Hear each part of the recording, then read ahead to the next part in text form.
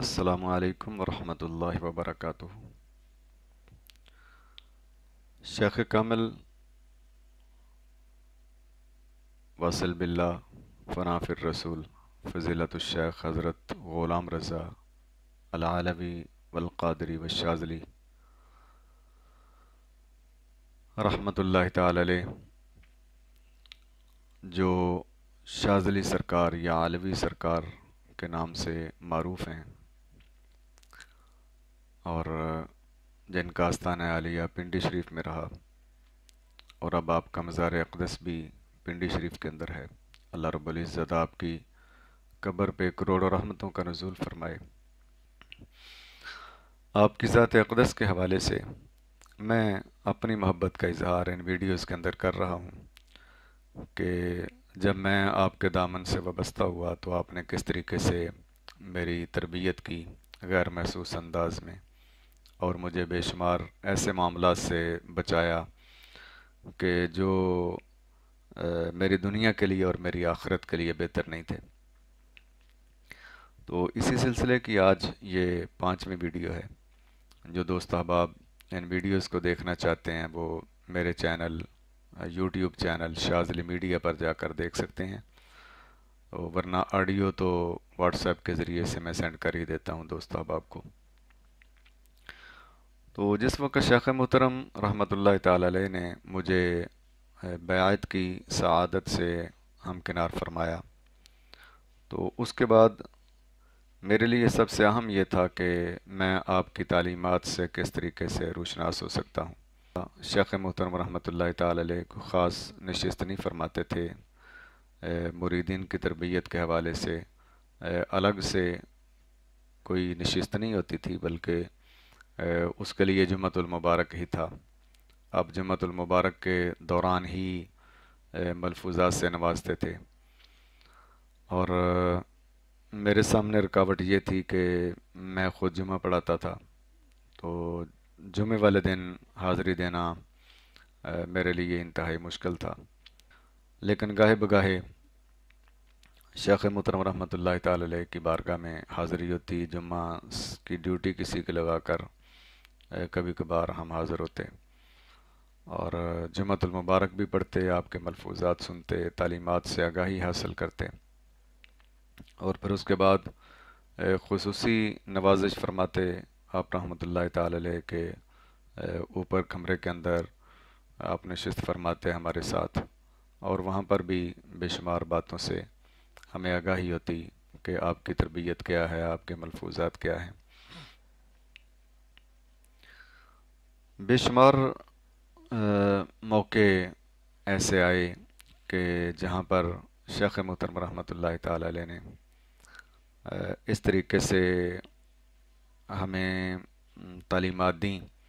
کہ اللہ رب العزت کی توفیق سے وہ ہمارے لیے انتہائی مفید ثابت ہوئیں۔ شیخ وہ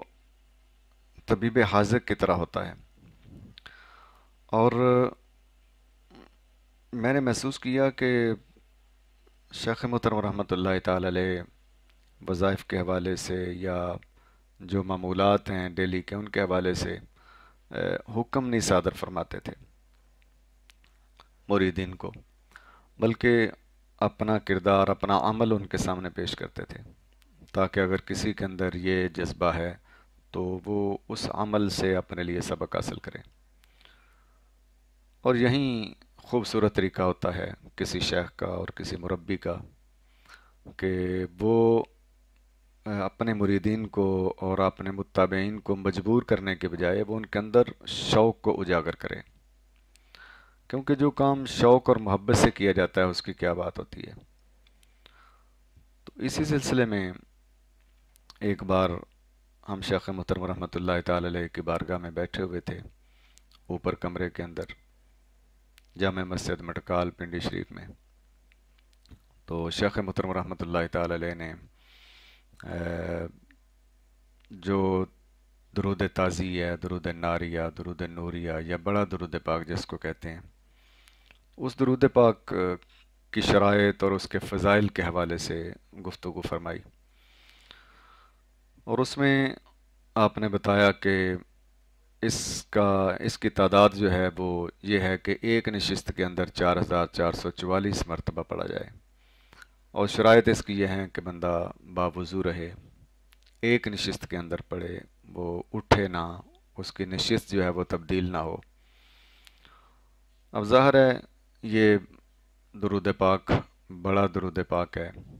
तो अगर 4444 मरतबा इसको पढ़ना है तो उसके लिए काफ़ी वक़्त दरकार होता है। तो शेख़ मुहतरम रहमतुल्लाहि ताला अलैह ने फरमाया कि अल्हम्दुलिल्लाह अल्हम्दुलिल्लाह, जैसा कि आपकी आदत थी जब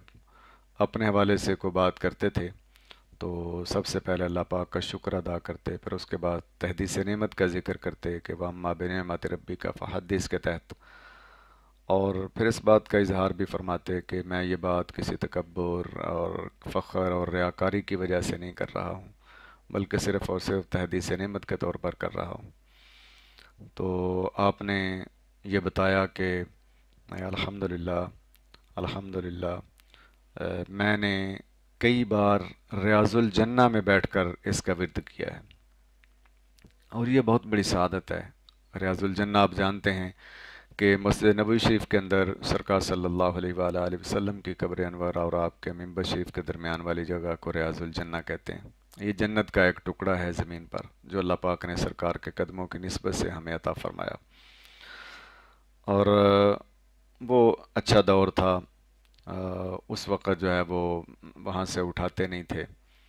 और जो बंदा बैठता था वो बेशक सारा सारा दिन वहाँ पर बैठ सकता था। शेख़ मुहतरम रहमतुल्लाहि ताला अलैह ने रियाजुल जन्ना में बैठकर दुरूद ताज़िया का चिल्ला यानी 4444 मरतबा कई बार पढ़ा, और आपने इरशाद फरमाया मैं सिर्फ़ बाजमात नमाज के लिए उठता था, बाकी टाइम जो है वो दुरूद पाक के अंदर गुजारता। और आपने उसका वक़्त भी बताया कि मैंने जब ये वजीफ़ा किया था तो 24 घंटे लगे थे मुझे। और ये भी आपने बयान फरमाया कि जिस वक़्त ये तादाद मुकम्मल हुई तो वक़्त जिस जो जो करीब आता गया तो मेरे जिस्म के अंदर से आग निकलती थी, और वो आग जो है वो हम जैसे गुनाहगारों के लिए तो गुनाहों की आग है, लेकिन जो शेख़ कामल रहमतुल्लाहि ताला अलैह जैसे लोग होते हैं उनके लिए वो इश्क और मोहब्बत की आग होती है। तो ज़ाहिर है हम गुनाहगार होते हैं तो हमारे अंदर जो गुनाह पाप होते हैं, जो सियाकारियाँ होती हैं, वो धुलती हैं दुरूद पाक के ज़रिए से। तो फिर उनकी आग जो है वो जलती हैं, बुराइयां अंदर जो ऐब होते हैं वो जलते हैं, जो नक्स होते हैं वो जलते हैं, तो उनकी वजह से इंसान के जिस्म के अंदर से आग निकलती हुई महसूस होती है। लेकिन जो बंदा पाक और साफ़ होता है तो उसकी सूरत हाल थोड़ी सी बिल्कुल मुख्तलिफ होती है। बहरहाल आपने ये बयान फरमाया कि मेरे जिस्म के अंदर से ऐसे महसूस होता था जैसे आग निकल रही है। वो जिस वक़्त आप रहमतुल्लाहि ताला अलैह ने इसका ज़िक्र फरमाया तो ज़ाहिर है शेख का मकसद ही ये होता है इन चीज़ों को बयान करने का कि मुरीदीन इससे तरबियत हासिल करें। तो मेरे दिल के अंदर भी ये शौक़ पैदा हुआ कि शेख मोहतरम रहमतुल्लाहि ताला अलैह की तरह मैं भी ये वजीफ़ा करूं। लिहाजा एक मरतबा अल्लाह पाक ने मेरे इरादे को पुख्ता फरमा दिया और मैं ये वजीफ़ा करने के लिए बैठा, और मैं भी ये तहदीस नेमत के तौर पर अर्ज़ कर रहा हूँ और सिर्फ़ ये बता रहा हूँ कि शेख किस तरीके से अपने मुरीदीन की तरबियत करता है। एक बात को हमेशा जहन में रखिएगा कि शेख मुहतरम रहमतुल्लाहि ताला अलैह के हवाले से ये जो बातें मैं अर्ज़ कर रहा हूँ इसका मतलब हरगिज़ ये नहीं है कि नौज़ बिल्ला मैंने कोई शेख मुहतरम रहमतुल्लाहि ताला अलैह ऐसे कोई ख़ास फैज़ हासिल कर लिया था। नहीं, मैं तो बड़ा गुनाहगार, बड़ा सियाकार सा, बड़ा मैला कुचैला गंदा मंदा सा बंदा हूँ। मैं तो सिर्फ़ ये बात अर्ज़ कर रहा हूँ कि शेख मुहतरम रहमतुल्लाहि ताला अलैह ने किस तरीके से मेरे अंदर को जानना और मेरे अंदर जो कमियाँ कुताहियाँ थी उनको किस खूबसूरत तरीके से आप रहमतुल्लाहि ताला अलैह ने दूर फरमाया। और शेख जानते थे कि ये गुनाहगार बंदा है, इसको इस काम की तरफ लगाया जाएगा تو اس کا اندر جو ہے وہ صاف ہو جائے گا، اور جو میل کچیل ہے اندر گناہوں کی وہ ساری کی ساری جو ہے وہ صاف ہو جائے گی۔ تو مجھے بھی آپ سے سن کر یہ شوق لاحق ہوا کہ میں بھی یہ بڑے درود پاک کا وظیفہ کروں، لیکن اس کے لیے بڑی رکاوٹ تھی میرے سامنے، وہ یہ کہ آپ نے فرمایا کہ 24 گھنٹے لگے آپ کو، اور آپ کا تو معمول تھا بہت زیادہ درود پاک پڑھنا، جو جو بندہ پڑھتا ہے بندے کی زبان پر کوئی چیز جاری ہو جاتی ہے، اس پر ٹائم بھی کم لگتا ہے، اور ہم جیسے لوگ جنہوں نے کبھی کبھار پڑھنا ہوتا ہے ظاہر ہے وہ تو 24 گھنٹے کے اندر نہیں پڑھ سکتے اسے، اس پر ڈیفینیٹلی ٹائم جو ہے وہ زیادہ لگے گا۔ اب 24 گھنٹے کے لیے ایک نشست کرنا، بیٹھنا، اور پھر دو تین جو معاملے ہوتے ہیں انسان کے ساتھ، اس کی حاجات ضروریہ ہوتی ہیں، پیشاب پخانہ کی ضرورت ہے انسان کے ساتھ، پھر اس کے ساتھ نیند کی ضرورت ہے، تو کیا میں اتنا ٹائم ایک نشست کے اندر دے سکوں گا یا نہیں دے سکوں گا؟ تو اس کی تیاری میں نے کی، چونکہ اللہ پاک نے میرے ارادے کو پختہ کر دیا تھا سرکار صلی اللہ علیہ وسلم کے قدموں کی برکت سے، اور شیخ محترم رحمۃ اللہ تعالی علیہ کے خصوصی نگاہ شفقت کے ذریعے سے۔ تو میں نے اس کے لیے پری پلان کیا، اور 3 دن تک میں نے کھانا پینا چھوڑ دیا۔ میں صرف 2 کھجوروں کے ساتھ روزہ رکھتا تھا، اور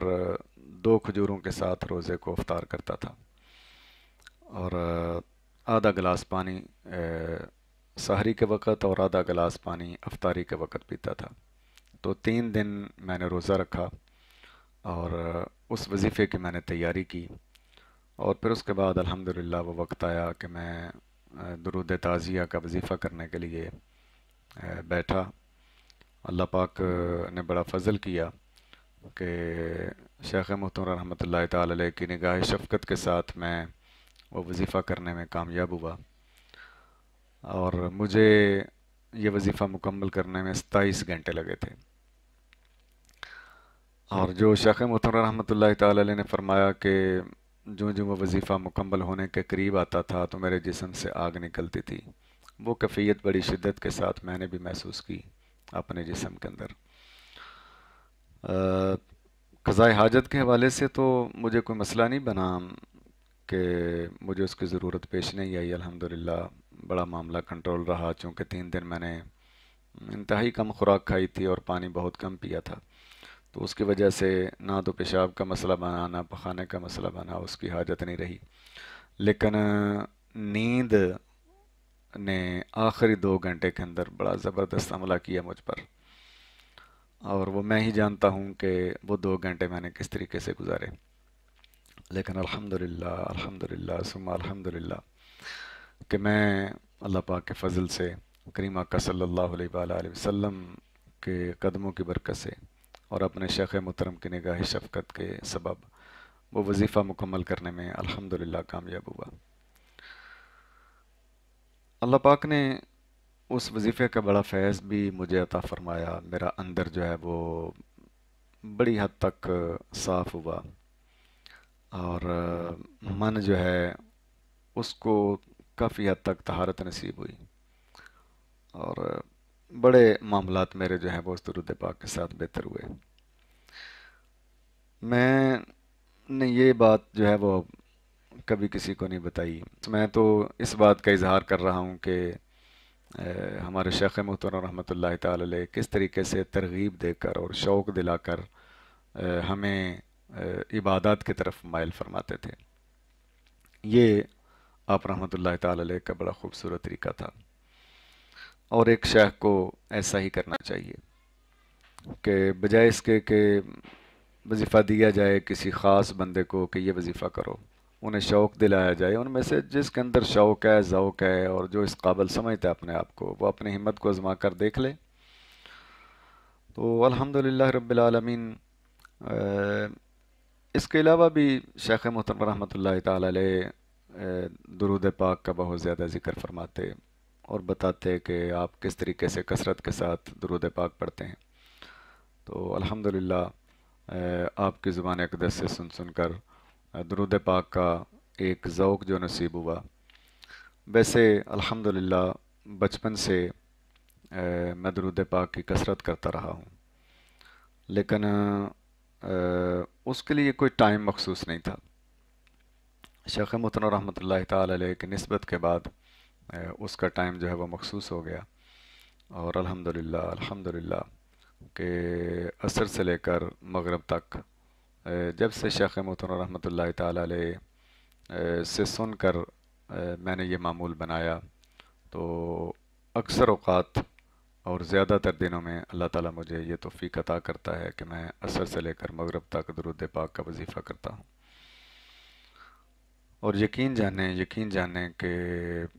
बड़ी बरक़ात हैं दरूद पाक की। मैं ज़िक्र नहीं कर सकता, बता नहीं सकता कि दरूद पाक की कितनी बरक़ात हैं। तो बेक वक्त दरूद पाक, जैसे शेख मुतनव्विर रहमतुल्लाहि ताला अलैह फरमाया करते थे कि ये ऑटोमेटिकली इंसान के अंदर से गुनाहों को भी साफ़ करता है, इंसान को नेकी की भी तौफ़ीक़ अता करता है, इंसान के दर्जात को भी बुलंद करता है, अल्लाह के हबीब सल्लल्लाहु अलैहि वसल्लम का कुर्ब भी अता करता है और अल्लाह ताला का कुर्ब भी बंदे को अता करता है। दरूद पाक के अंदर बड़ी खुसूसियात हैं। तो हमें चाहिए कि अपनी ज़िंदगी के अंदर दरूद पाक की कसरत करें। कसरत करेंगे तो इंशाअल्लाह बड़े मसाइल जो हैं वो अल्लाह ताला के करम के साथ हल होंगे। सरकार सल्लल्लाहु अलैहि वसल्लम के कदमों की बरकत से इंशाअल्लाह कोई रुकावट नहीं आएगी मामलात के अंदर, बिलखुसूस दीनी और रूहानी मामलात के अंदर जो रुकावटें आती हैं वो अल्लाह पाक के फजल से दूर हो जाती हैं। तो इस तरीके से शेख मुहतरम रहमतुल्लाहि ताला अलैह मामलात की, इबादात की तरगीब देते रहे और अल्लाह पाक ने तौफ़ीक़ दी और हमने उस तरगीब को कबूल किया और अल्लाह पाक की तौफ़ीक़ से करीम आका सल्लल्लाहु अलैहि वसल्लम की ज़ात अक़दस पर दुरूद पाक के गजरे और हदिये पेश करते रहे हैं, कर रहे हैं। इंशाअल्लाह अज़ीज़ आइंदा भी अल्लाह पाक तौफ़ीक़ अता करता रहेगा। अल्लाह पाक हम सब को नज़र बद से महफूज फरमाए और नफ्स की शरारतों से और शैतान के वसवसों से अल्लाह पाक महफूज फरमाए कि आम तौर पर इस तरह के मामलात जब ज़िक्र कर दिए जाते हैं तो फिर उसके बाद एक रुकावट आती है। अल्लाह पाक उस रुकावट से महफूज फरमाए और मेरे लिए खुसूसी दुआ कीजिएगा कि हम अपने शेख मुहतरम रहमतुल्लाहि ताला अलैह की तालीमात पर कमा हक़ को हुआ अमल कर सकें। यही एक मुरीद के लिए सबसे अहम काम होता है कि वह शेख की तालीमात को जाने और शेख की तालीमात पर कमा हक़ को हुआ अमल करने की कोशिश करें। तो इंशाअल्लाह अज़ीज़ अगली वीडियोज़ के अंदर मैं ये बताऊँगा कि मज़ीद किस तरीके से शेख मुहतरम रहमतुल्लाहि ताला अलैह इबादात की तरगीब देते रहे और